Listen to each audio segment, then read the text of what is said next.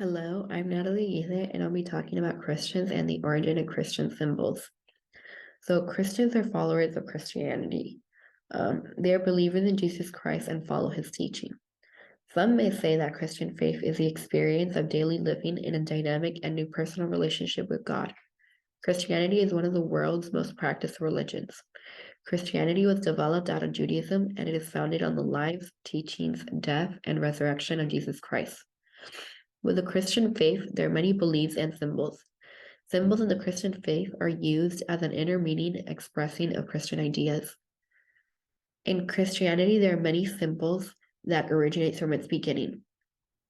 Many symbols of the Christian faith have a very long history and have a story behind them. The most important symbol of of Christianity is the cross. The symbol of the cross commemorates Jesus' death on the cross. The death of Jesus is an impacting factor of the Christian faith, and having the cross as a symbol symbolizes the Christian faith. In the Christian faith, you can find crosses in churches, homes, or some Christians wear a cross to show they belong to the Christian faith. In Christian faith, the cross is a symbol of the faith of Christians and of Christ himself. So Jesus is an important factor of the Christian faith, and having a cross is a way to honor him and to, you know, have him as a symbol of Christianity. Another Christian symbol is a fish. So the fish is one of the oldest symbols of Christianity, and it has its origin in early Christianity. For a point of the point of the Christian faith, the fish was actually one of the most important symbols of Christianity.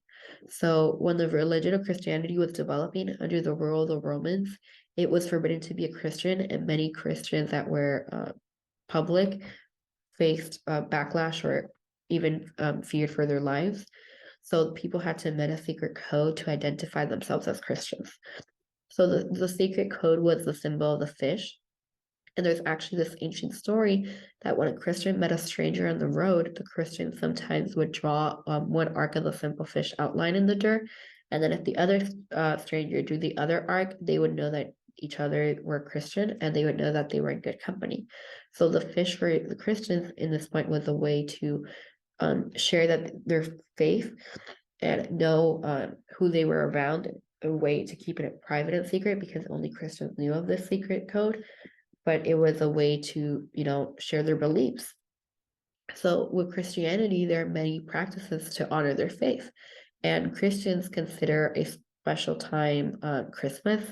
So Christians celebrate Christmas as the anniversary of the death of the anniversary of the birth of Jesus. So as a Christmas lover, I can say that the Christmas tree is one of the most symbolic and important part of Christmas. The Christmas tree is in the Christian faith and it has a long history.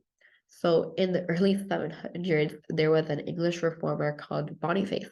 So I'm sorry if I mispronounced it. I believe it's pronounced Boniface. I'm not sure. So in Catholicism, they refer to him as Saint Boniface. And Boniface is known for his work in converting German people to Christianity. So Germans used to be from the religion of Anglo-Saxon, and they were pagans. So Saxon had the Oak of Thor, which is a tree, as their sacred tree.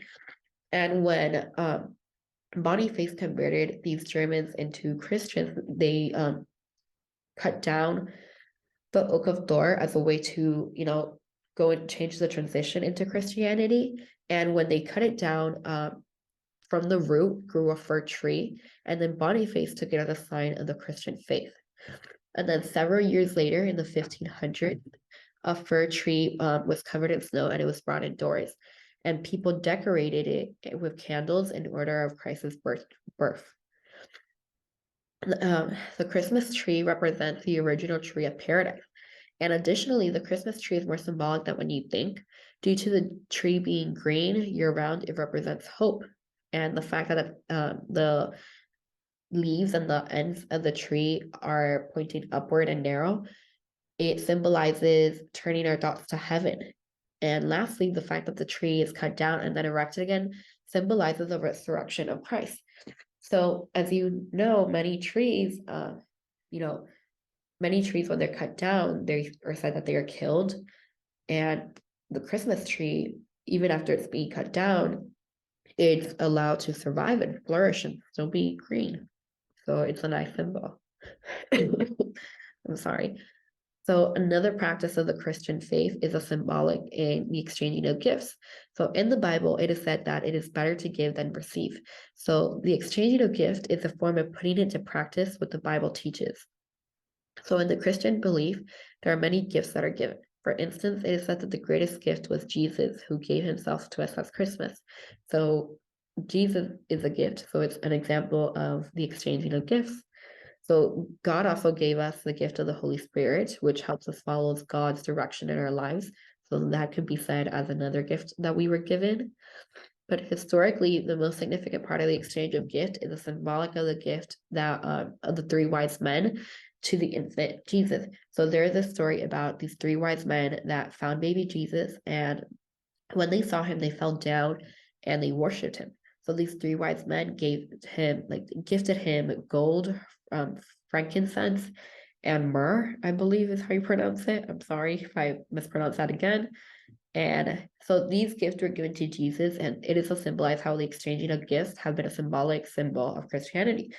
So the exchanging of gifts in the Christian faith has existed from all times. And as it says in the Bible, it is better to give than receive. So it symbolizes how gifting is a way of showing love and care in the Christian faith.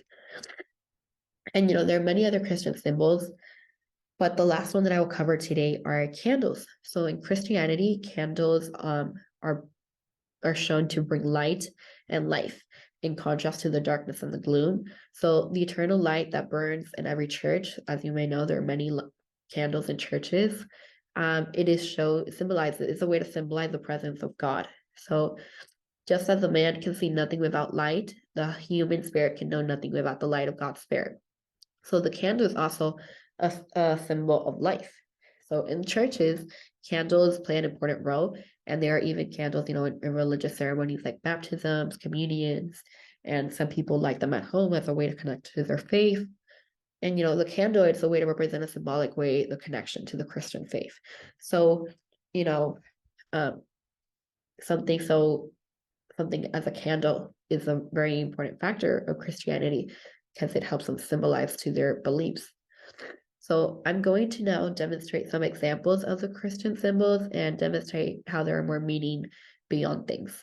So I'll be looking for that.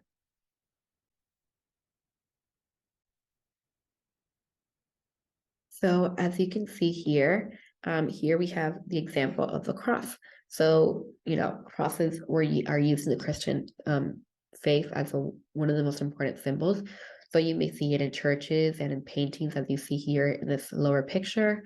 You can see it in the neck as a necklace here in the middle, or you can even see it as a wooden symbol that people have, people own, or people hold in a moment of prayer.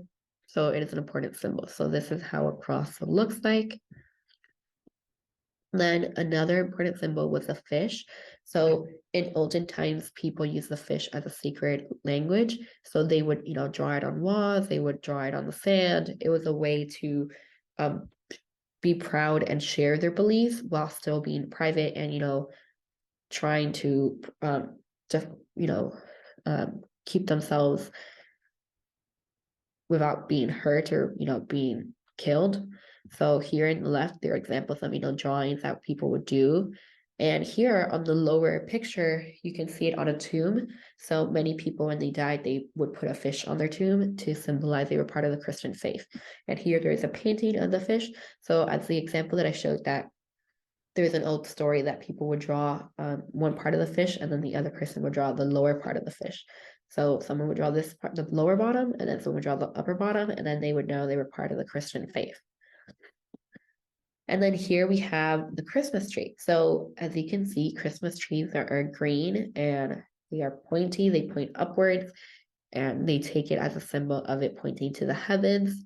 It is green, so it's always hopeful. And the fact that these Christmas trees are, grown and they are cut down and then they are taken into homes and they still remain green, it symbolizes, Jesus Christ and his death and his resurrection. So here on the top, we have a symbol of families, like in the olden days when they started using Christmas tree and they started decorating them. And then over here, we have an ornament of cross. So, crosses and Christmas trees are sometimes associated. People of the Christian faith will have it as a symbol, as a way to honor their faith.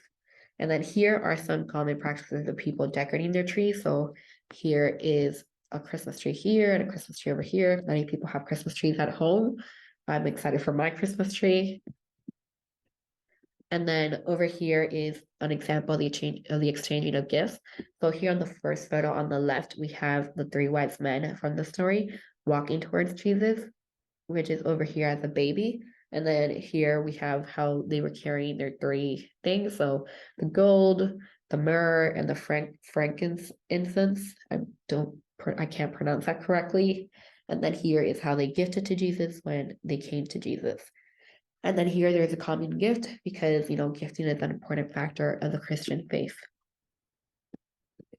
And then over here we have candles. So candles are really common in churches because it's a nice symbol. So people have their cross and they light their candles, and it is a way for them to connect spiritually, and it is a nice symbol. So as you see here, the white candle, it is a nice message. It's a way to connect to the light of God. So these are the 5 examples that we talked about. And I really hope, you enjoyed it as much as I did looking at these examples. So after doing this assignment, it made me realize how religion is more deep than we realize, and everything around us in some way is connected to faith.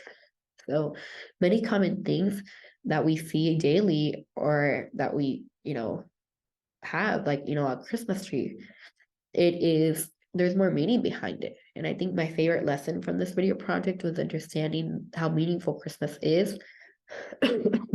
I'm sorry. And how to some we associate holidays to religion, but this project showed me how there's a symbolism between small things like the Christmas tree and gift exchanges and stuff like that. So for example, now every time I see a Christmas tree, I'll look at the small little details like the color and its shape and how these little details are associated to the Christian faith. And then another lesson I learned due to the fish was how religions have overcome many things. So, Christians went from having to, hide their belief and being scared for their lives to it being one of the most largest religions in the world now. So many religions have unfortunately had to overcome very sad things.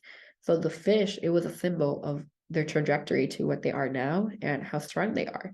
So we now see fishes everywhere, like people have it in their cars, or people have a fish necklace, or it's a common symbol that people associate now with Christian faith. And before, it was a secret message. So this project demonstrated to me how religions have had to overcome many things. So the fish symbol, it's a common thing, but there's history behind it. And, we went from people having to hide it to be able to protect themselves to it being the fish we all know. So the fish before used to be a way for people to express themselves without using words. And what I think of what the beauty of the Christian symbols are, it's that it's a way of expressing ourselves, of communicating ourselves, of sharing with each other without using words. And I think it is beautiful because it's a way of sharing love and seeing the beauty in small things. So thank you very much. And I hope you enjoyed learning about Christian symbols as much as I did.